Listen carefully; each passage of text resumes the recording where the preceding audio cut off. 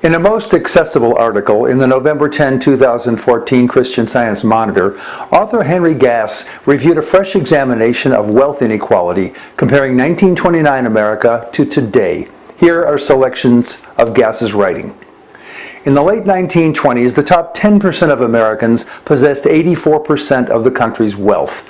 Since then, wealth inequality in America has followed a U-shaped trajectory, declining through the Great Depression until the mid-1980s, then steadily increasing since then. Professors Saez and Zucman found that the richest 0.1% of Americans today have as much of the country's wealth as the poorest 90%. Both groups control roughly 22% of total wealth. While the bottom 90% of Americans and the top 0.1% control about 22% of the country's wealth, each the top 1/100th% of Americans now control 11.2% of total wealth. That share of the wealth held by the country's richest 1/100th% is the largest share they've had since 1916, the highest on record, according to the study. Wait a second.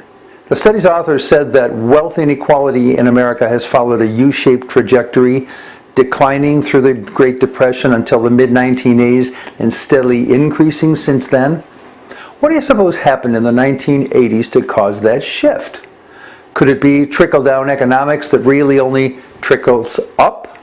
Could it also have something to do with blind faith in unregulated free markets, with Adam Smith's invisible hand blessing only the already wealthy? Perhaps it's pleasant to have so much power that one can influence laws and regulations in order to continually expand one's power and wealth. On the other hand, this is exactly why the founders abhorred monopoly. It had been forced on them by the Crown. And it is why we passed the Sherman Antitrust Act in 1890. Trust was what monopolies were called then. And the last time that law was invoked was in 2000 in a case involving Microsoft and its bundling of apps that unfairly restricted competition. Read that, put other companies out of business, kept prices unnaturally high, and Americans lost jobs.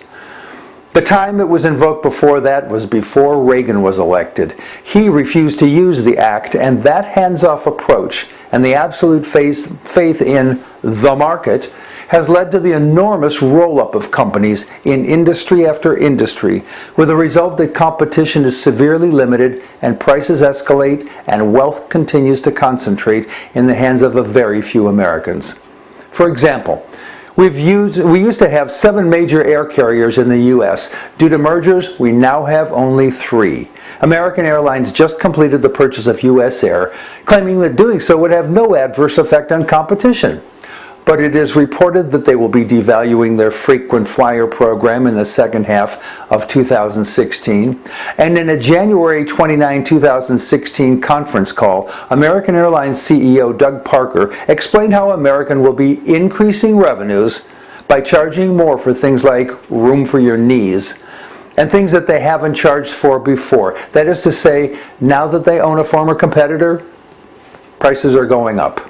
That's just one small example of how the rich get richer and the poor get poorer in today's rigged economy. Given enough economic jabs, people will become angry, and that Chinese water torture of wealth inequality expansion could lead to something ugly. It certainly has given us a crazy election season, the essence of which was captured by one South Carolina supporter of Donald Trump, who explained, now this is a quote, "We're voting with our middle fingers." Things could be worse. Unfortunately, we keep proving that to be true. I'm Jack Altshuler.